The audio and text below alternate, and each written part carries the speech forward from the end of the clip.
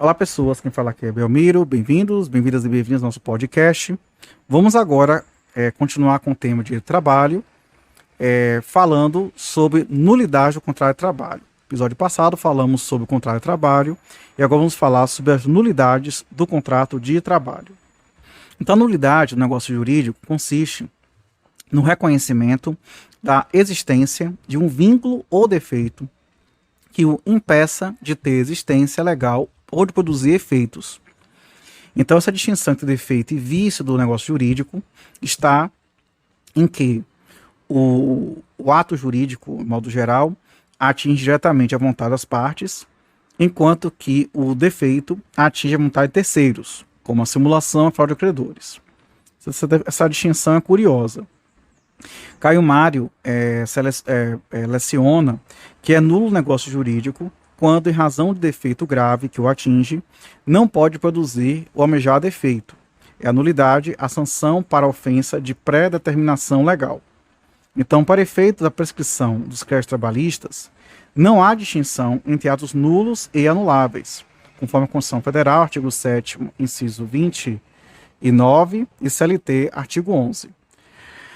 A nulidade se classifica em absoluta, ou simplesmente falando em nulidade, e relativa, ou falando em anulabilidade. A primeira, declarada, tem efeitos ex tunc para trás, a segunda, anulabilidade, efeitos ex nunc para frente.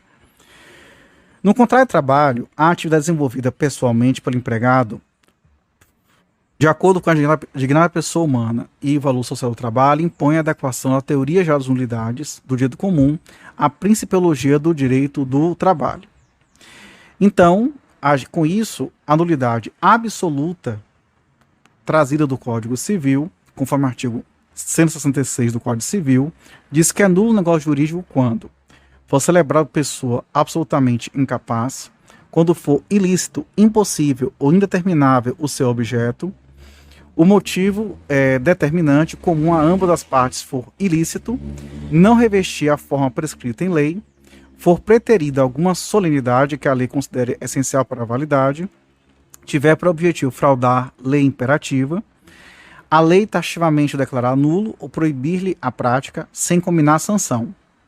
Então, com relação a essas regras sendo adaptadas ao direito do trabalho, com isso nós entendemos que os elementos essenciais do contrato de trabalho são a capacidade das partes, a idoneidade do seu objeto, a forma prescrita ou não proibida pela lei, a fraude à aplicação das normas laborais de ordem pública e quando a lei expressamente declarar a nulidade do contrato ou proibir-lhe a prática sem combinação de sanção. Nestes exemplos, pode-se afirmar que é absolutamente nulo o contrato de trabalho. Primeiro, do empregado com menos de 16 anos, salvo na condição de aprendiz a partir de 14 anos, ou que tenha por objeto atividade proibida, ilegal ou ilícita, ou que não obedeça à forma prescrita em lei, como por exemplo, quando no caso do atleta exige o contrato escrito, que não tenha sido cumprido o requisito que a lei considera substância do ato, com concurso público para aqueles empregados da administração pública, a fraude, que é o artifício malicioso que dá aparência e legalidade a um ato, que no direito do trabalho importa nulidade absoluta por infringência aos preceitos consolidados, expressamente na CLT, no artigo 9º. As nulidades absolutas operam ipso iure, podendo ser declaradas ex officio, independentemente da arguição das partes ou do Ministério Público, artigo 168 do Código Civil, não são passíveis de ratificação e produzem efeito ex tunc. Quanto ao contrato de trabalho nulo, algumas considerações devem ser feitas, levando em conta a natureza da atividade do trabalhador e do empregador. Temos uma distinção aqui muito importante, que são atividades proibidas, chamadas ilegais, que nela, embora nulo o contrato, ele produz efeitos, como o trabalho do menor de 16 anos, o da mulher em serviço que lhe demande força muscular além de certo limite, que a CLT traz no artigo 390, veremos isso em outro momento.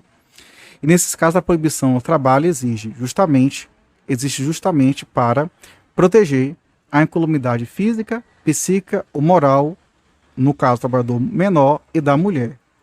Então são devidos a título de indenização todos os créditos trabalhistas, como se válido fosse um negócio jurídico, sendo certo que o tomador do serviço não poderá alegar a própria torpeza em benefício próprio. Toda sorte, o juiz deverá mandar cessar imediatamente a situação ilegal, qual seja a prestação de serviços. Tratando-se de atividade ilícita, que além de ilegal, atenta contra a moral e bons costumes, e via de regra é vista como um crime ou contravenção penal, o contrato também é nulo, mas o trabalhador, tendo consciência da ilicitude, não terá direito algum, como por exemplo o intermediário, que é o aviãozinho, né, em relação ao traficante de drogas.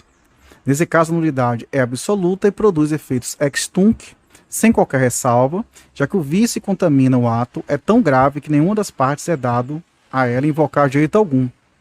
É importante esclarecer que, mesmo se tratando de atividade ilícita do tomador de serviço, é válido o contrato de trabalho dos empregados que não participam da ilicitude, como, por exemplo, a trabalhadora doméstica que exerce a função de cozinheira numa residência onde haja tráfico de drogas, desde que não se envolva com atividade ilícita. No caso do profissional do sexo, né, prostituta em relação à causa de tolerância, Código Penal artigo 229, há uma divergência doutrinária experiencial sobre sua validade. Isso porque, na verdade, a exploração da prostituição é crime, mas a prostituição em si não é. Quer dizer, a própria venda do corpo, dos serviços sexuais. Então, no caso, de modo geral, hoje reconhece algum tipo de direito a essas profissões, portanto. É preciso lembrar que os profissionais do sexo tiveram reconhecimento do Ministério do Trabalho e do Direito Social, abrangendo as seguintes denominações. Interessante, não sabia disso até agora, né? Gosto de programa, meretriz, Messalina, Michê, Mulher da Vida, etc. E tem, inclusive, descrição sumária de atividades laborativas, que descreve assim: buscar programas sexuais, atender, acompanhar clientes, participar de ações educativas sobre sexualidade, etc. E tem até julgados nesse sentido, que inclusive diz que, nesse caso, existe um vínculo de emprego, né? Interessante essa ideia, essa situação daqui. Já no que concerne ao recolhedor de apostas no jogo do bicho, em relação ao dono do negócio bicheiro, o TST editou a OJ 199, que diz que é nulo o contrato de trabalho celebrado para o desempenho da atividade inerente à prática do jogo do bicho, ante a ilicitude de seu objeto, o que subtrai o requisito de validade para a formação do ato jurídico. Quando, porém, a própria lei declara a nulidade do contrato de trabalho, como ocorre, por exemplo, no caso do servidor não concursado, não há que se discutir. Aí a nulidade é também absoluta com a produção de efeitos ex tunc. Excepcionalmente, considerando os princípios da dignidade da pessoa humana, evolução social do trabalho e outras coisas mais, e vedação ao enriquecimento ilícito, são devidas, a título de indenização a serviço prestado, as parcelas de natureza exclusivamente salarial, devendo o juiz determinar a imediata extinção da relação de emprego. Observa-se, em caso, que as atividades envolvidas tanto pelo servidor quanto pelo tomador não são em si ilícitas, mas tão somente a forma de contratação que não foi precedido do indispensável concurso público. Logo, não dá para a gente comparar aqui as situações que são diferentes. O TST, a princípio, reconhecia a nulidade do contrato do servidor não concursado, mas condenava a administração pública a pagar-lhe a título de indenização apenas o pagamento da contraprestação pactuada.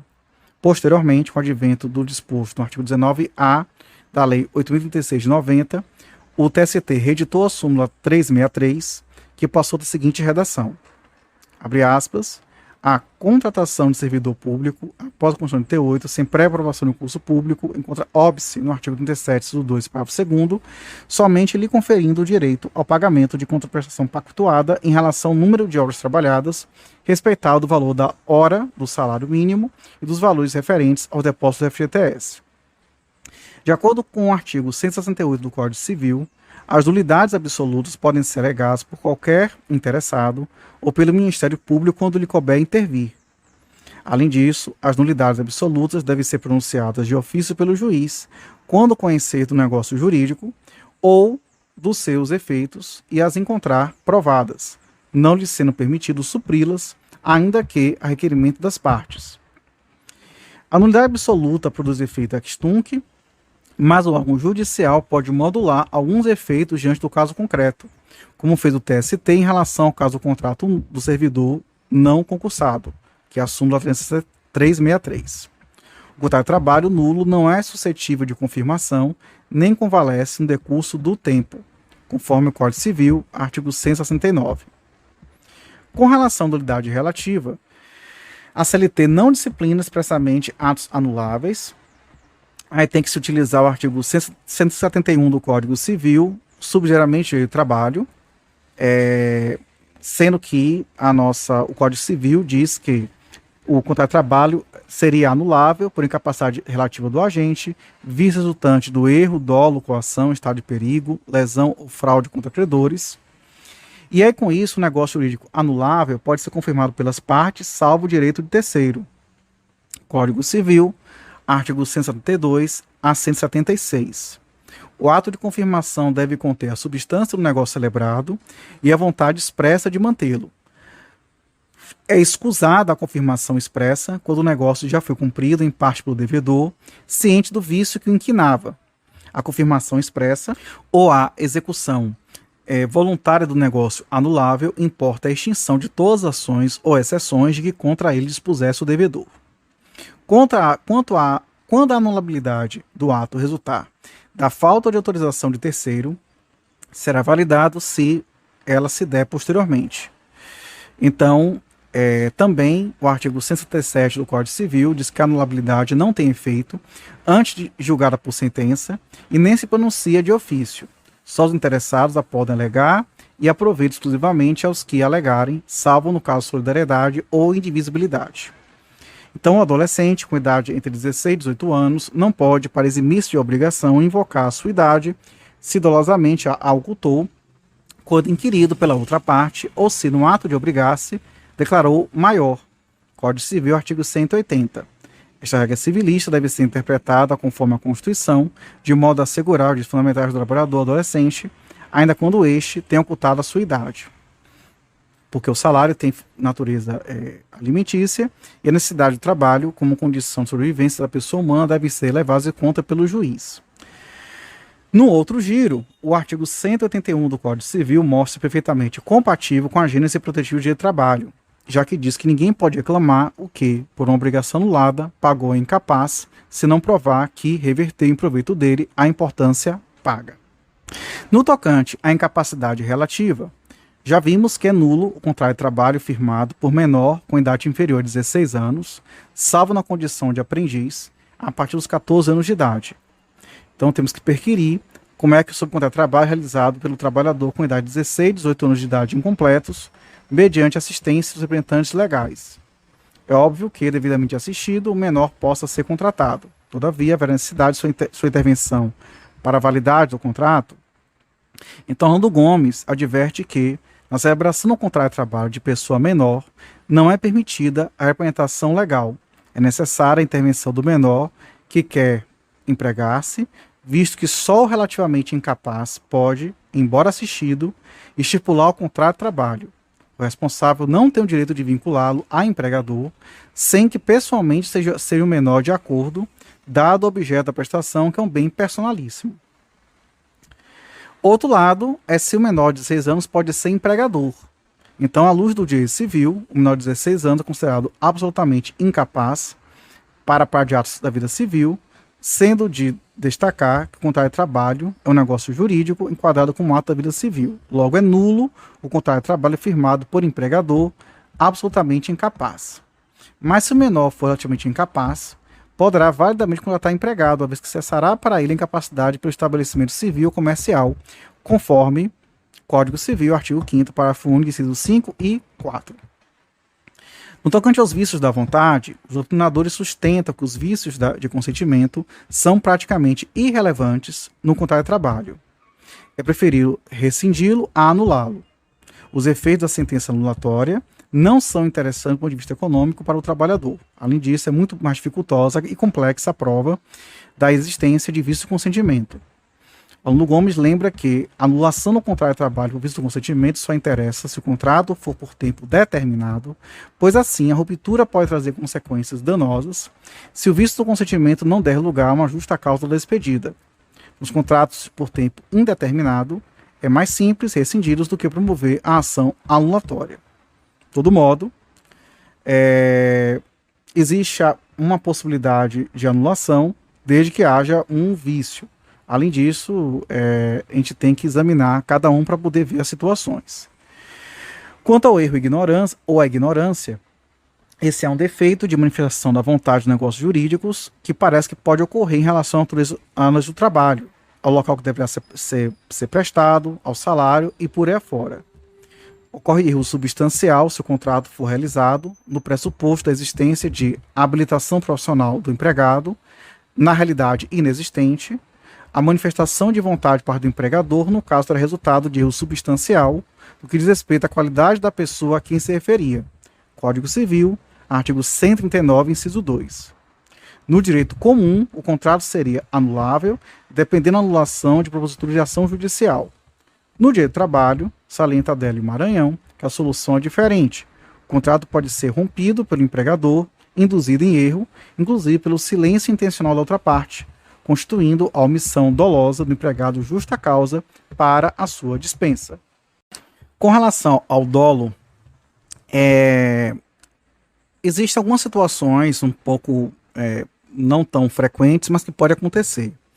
Primeiro, pode acontecer por parte do empregador, quando, por exemplo, para obter consentimento de quem quer empregar-se, apresenta cifras falsas de seus negócios para induzir o candidato ao emprego a crer em uma remuneração incerta por meio de participação nos lucros, sei lá, mostrar lá um balancete ou resultados financeiros. Ou, por exemplo, parte do empregado, quando apresenta credenciais falsas de sua habilitação ou competência profissional, a fim de que, por esse modo, possa conseguir um emprego, como mentir no currículo e trazer comprovação falsa também. Quanto à coação, ela vicia o consentimento, autorizando a anulação do contrato de trabalho, sendo a coação moral a visa compulsiva, na medida que a coação física, a visa absoluta, visa tolir totalmente a liberdade e não permite a visa absoluta qualquer formação do contrato de trabalho. É difícil a gente conseguir perceber uma situação prática no contrato de trabalho, embora ela possa ocorrer com relação ao empregado que tem que prestar serviços para sua ameaça da família. Podemos também pensar também na situação da redução à condição análoga de escravo também, né? É outro ponto também que pode ser destacado. Com relação à simulação, há quem defenda que a simulação, como uma declaração enganosa da vontade, visando produzir efeito diverso do ostensivamente indicado. E são 3 elementos: a intencionalidade da divergência da vontade do declarado, o acordo simulatório e o intuito de enganar terceiros. Então, nós temos, por exemplo, situações no trabalho, como um suposto contrato de sociedade simulado. Para evitar, por exemplo, a relação de emprego, você diz que é, na verdade, um contrato de sociedade. Eu também diria também a questão de registrar falsamente o trabalhador no carteira de trabalho para fins de que ele conte benefícios previdenciários, portanto, para lesar a terceiros. Então, com relação a isso, ou para ter vantagens perante o empregador, ou fingir, por exemplo, desligamento para poder não pagar pensão alimentícia, as situações elas podem ser bastante, muito frequentes. Com relação à fraude, tem 3 espécies de fraude. A fraude à lei é aquela que ocorre quando a prática do ato ou celebração de um contrato em que as partes sabem antecipadamente que se trata de uma engendração formalmente perfeita que encobre ou inibe a obrigação da lei. Então, o exemplo típico é o chamado contrato de prestação de serviços, com o objetivo de mascarar uma relação trabalhista. Nesse caso, a fraude à lei implica a nulidade absoluta do contrato, conforme o CLT, artigo 9º e também jurisprudência também. Na fraude à execução, ela ocorre no âmbito processual, conforme o artigo 792 do próprio Código de Processo Civil, que envolve basicamente uma situação de tornar o devedor insolvente após a existência de um processo judicial. E o próprio TST, inclusive, na verdade, ele acaba exigindo o requisito da má-fé como fraude à execução.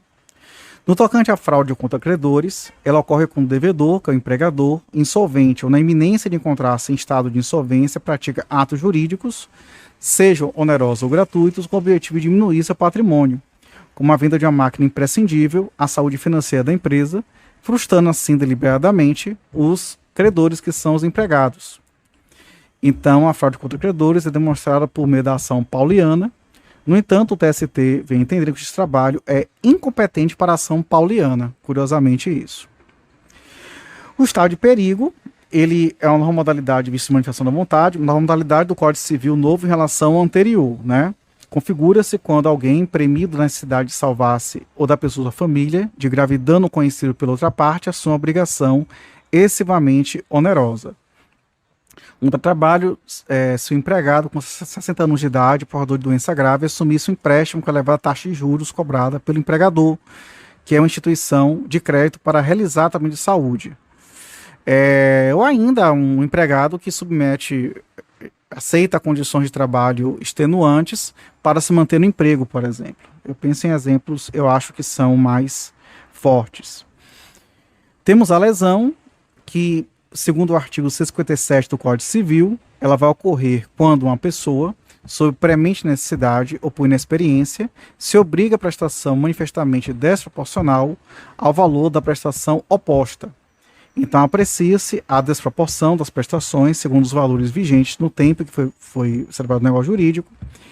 E no contrato de trabalho, haverá lesão suscetível de anulação contratual quando o empregado, por premente estar em necessidade, desempregado, com filhos menores ou por inexperiência, analfabeto, pode aceitar exercer alguma atividade laboral altamente nociva à sua saúde, sem receber, por exemplo, o EPI e o pagamento adicional de insalubridade. Então, pessoal, esse foi o episódio com esse resumo aí de nulidade do contrato de trabalho, e voltaremos no próximo para falar de contrato de trabalho e contratos afins. Um abraço e tchau, tchau.